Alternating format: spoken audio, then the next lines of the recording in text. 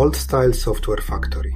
5 maturity levels. Most engineering organizations are stuck at maturity level 3, and they don't even know it.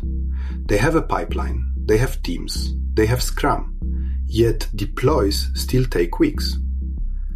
Today, I'll show you the 5 layers every software factory passes through, from garage-level chaos to a self-healing assembly line. After this episode, you'll know exactly which level your organization is at and what to do to jump to the next one. Before AI takes over coding, you need to know precisely what it's taking over. This episode is the baseline. A clear picture of the traditional software factory without AI tooling. Understand the machine you want to automate first. Otherwise, AI will only accelerate the chaos. An organization that produces software operates like a factory of precision mechanisms. It has 4 interdependent systems. The drive system is people and teams. The control system is processes and methodologies. The oversight system is SDLC and pipeline. The supply system is infrastructure. When all the gears are synchronized, the factory produces value with the repeatability of a Swiss watch. When one system has a faulty component, the whole thing slows down or stops. 5 maturity levels are a map of that synchronization. We start at level 1, at chaos.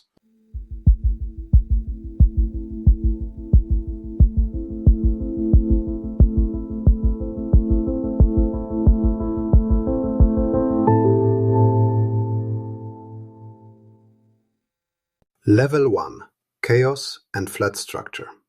Picture an organization with 50 developers where every team does everything. Product, support, infrastructure.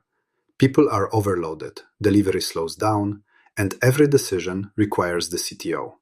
A classic symptom of the absence of intentional team topology. At this level, the factory has only one system: people. Everything else doesn't exist. No defined teams, no processes, no pipeline. Conway's law explains why this doesn't work. Organizations design systems that mirror their communication structure. If the structure is chaos, the system will be chaotic too.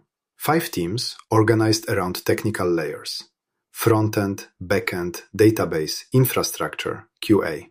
The result is a layered architecture full of inter-team dependencies. Every change requires coordination with 3 other teams. Lead time grows exponentially. Organizations at level 1 deploy once a month or less. Cycle time is measured in weeks. A bus factor of 1 means a single person leaving paralyzes an entire domain. When the organization grows, chaos becomes unbearable. It's time for level 2. Intentional team design. Level 2. Teams and topology. At the second level, the factory starts intentionally designing its structure. The key tool is team topologies. 4 fundamental team types. Creating hybrids or additional types leads to communication chaos. The first type is the stream-aligned team, the core of the factory. A team responsible end-to-end for one product slice, from code to production. The you build it, you run it model. Typical size is 5 to 8 people. The vast majority of teams should be this type. The second is the platform team. It builds an internal platform as a product. It accelerates the work of product teams. The TVP principle, thinnest viable platform. Deliver only what teams actually need. An overgrown platform becomes a bottleneck instead of an accelerator. The third is the enabling team, temporary experts. They help other teams acquire new skills. Then they leave. Their product is the growth of other teams' capabilities, not code. The fourth is the complicated subsystem team, niche specialists in deeply complex components, ML algorithms, financial settlement engines. Their existence is justified only when specialized knowledge exceeds the cognitive load of a standard team. Cognitive load is the mental capacity of a team. How many technologies, domains, and dependencies it can handle without slowing down. One product team should handle at most 1 to 3 related domains. More means cognitive overload. 3 interaction patterns between teams. Collaboration, meaning intensive cooperation for a limited time. X as a service, where one team consumes another team's service with minimal communication. This is the target state. And facilitating, meaning temporary mentoring from an enabling team. Well-designed teams are only the beginning.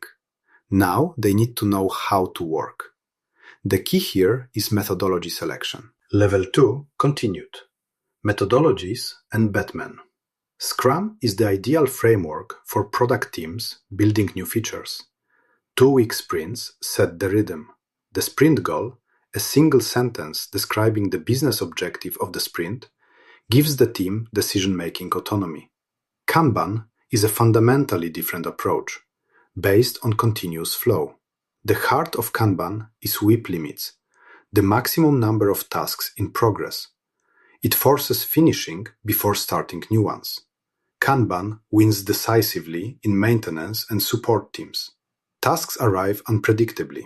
Sprint planning generates overhead without value. Scrumban combines the rhythm of Scrum with the flexibility of Kanban.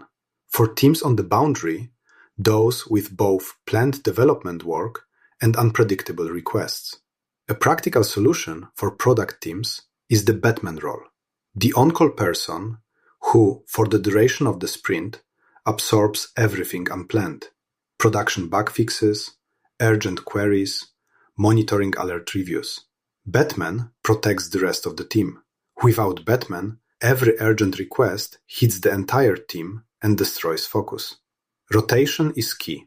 Every sprint, a different engineer takes the role. Teams designed, methodologies matched.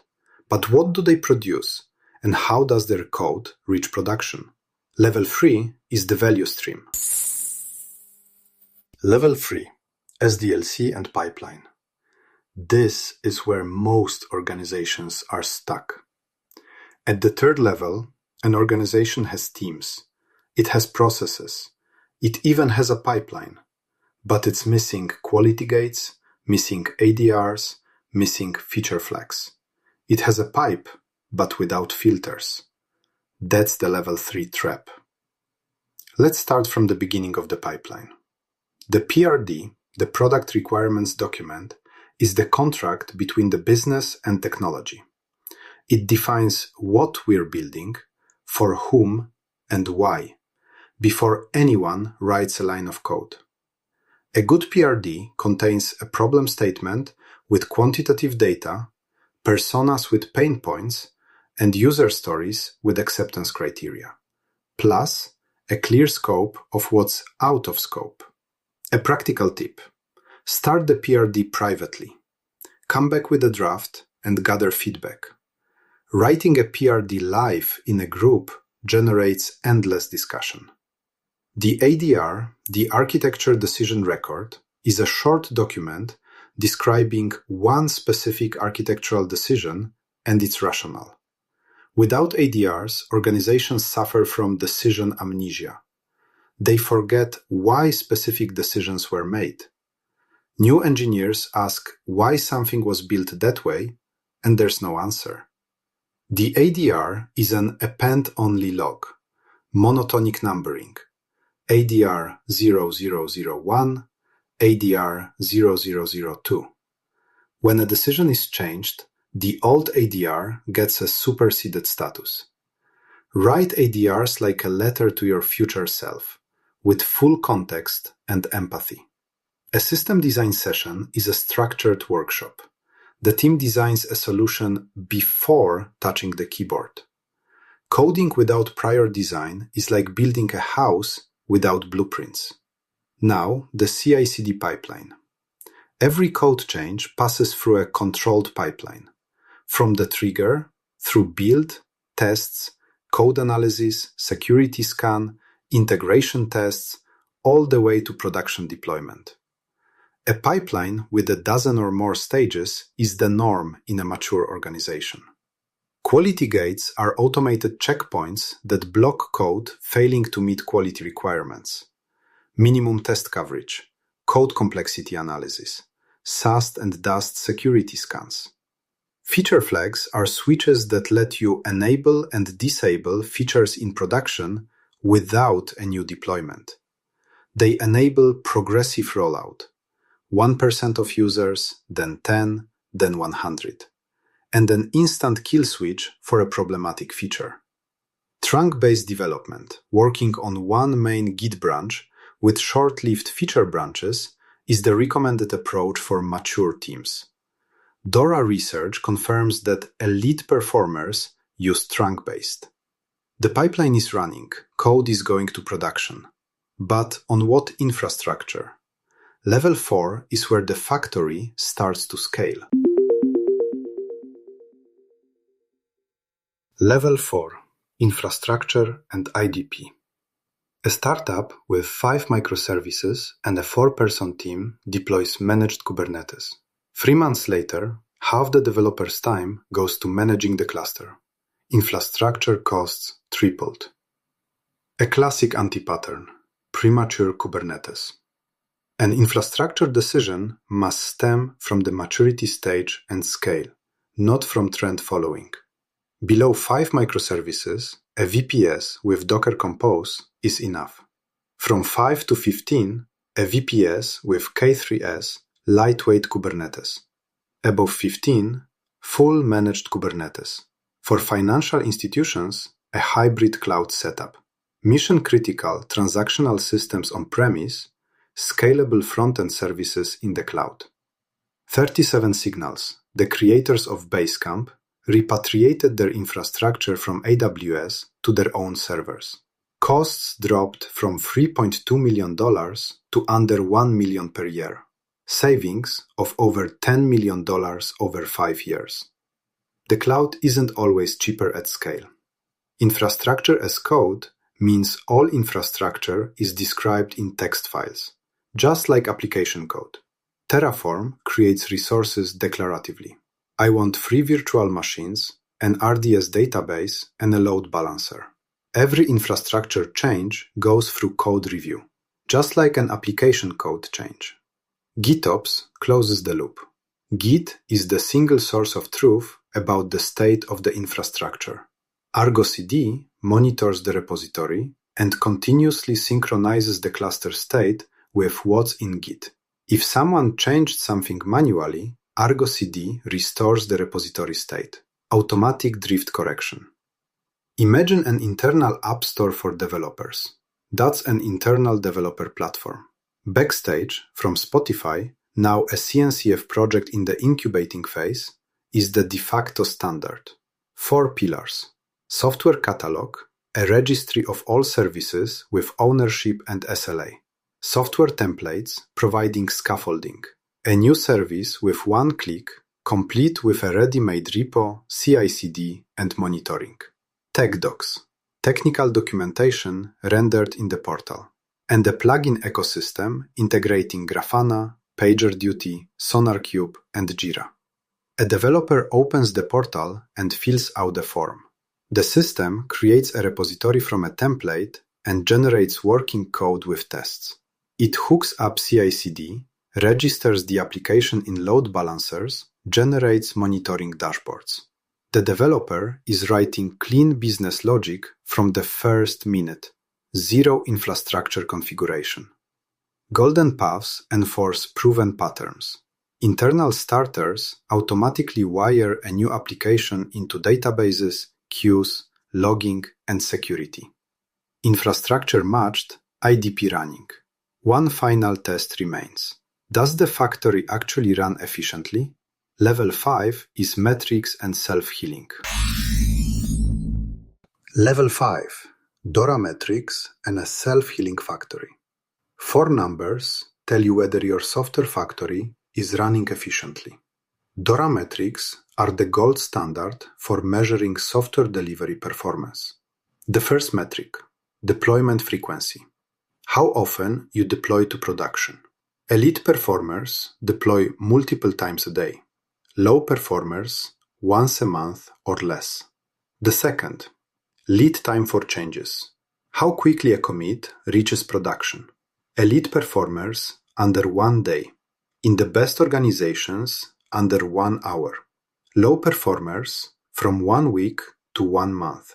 The third, change failure rate. What percentage of deployments cause issues requiring a hotfix or rollback? Elite performers from 0 to 15%, with a target below 5%. Low performers from 46 to 60%. The fourth, MTTR, mean time to recovery. How quickly you fix an incident after deployment. Elite performers under 1 hour. Low performers need weeks. And here's the key insight. Speed and stability do not exclude each other. Elite performers are simultaneously the fastest and the most stable. The myth that you have to choose between speed and quality doesn't survive confrontation with DORA data. DORA metrics are system metrics, not individual ones. They don't serve to evaluate individual developers. They measure the system, not the people. The SPACE framework complements DORA with the dimension of human well-being: satisfaction, performance, activity, communication, efficiency. It protects against burnout resulting from blindly optimizing for numbers. A factory at level 5 is a factory that heals itself. Metrics detect anomalies. The pipeline automatically blocks faulty code. The IDP standardizes creation of new services. And the teams, intentionally designed through team topologies, have cognitive load under control. 5 levels complete. The factory synchronized. Summary: 5 levels complete. We've walked through 5 maturity levels of a software factory, from the chaos of flat structure, through intentional design of teams and methodologies, through a controlled SDLC pipeline with quality gates, through infrastructure matched to scale and an internal developer platform, all the way to DORA metrics and a self-healing factory. The key takeaway: organizational architecture is system architecture. Conway's law always applies. Design team topology intentionally. Match methodology to the type of work. Build a pipeline with quality gates. Match infrastructure to scale. And measure efficiency with DORA metrics. This is the foundation of the old school factory. Predictable, scalable, human. Only on this foundation can AI be layered in. Without it, AI will only accelerate the chaos. If you want to know which level your organization is at, write in the comments. Subscribe to the channel because the next episode will show how we layer AI on top of this factory.